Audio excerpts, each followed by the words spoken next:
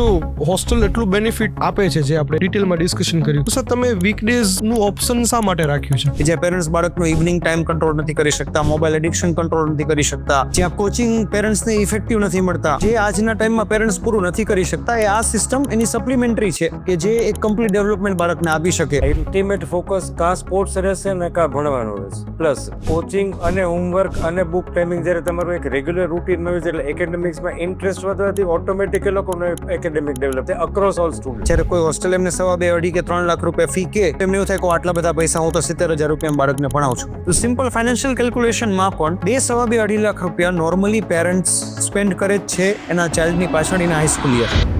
એક બાળકે બીજા સ્ટુડન્ટ પાસે 2,000 રૂપિયા માંગ્યા સ્કૂલની અંદર ડિસ્કશનમાં, પછી એક મેટર ટીચર પાસે ગઈ, પ્રિન્સિપલ પાસે ગઈ. વેન વી ફાઉન્ડ આઉટ, મેં એના પેરેન્ટ્સને બોલાવ્યા અને પછી બાળકને બોલાવ્યું, તો એમને એ ખબર પડી કે આ સાંજે રમવા જાય છે ત્યાં એને 2-3 ફ્રેન્ડ આવવા મળ્યા જેને એને આ વસ્તુ શીખવાડી કે તું આવું કરી શકે. કોઈની પાસે આઈડી બનાવવાના પૈસા લેવાના, એને પ્રેશરાઇઝ કરવાના, એને ઇન્ટરેસ્ટ ચાર્જ કરવાનું.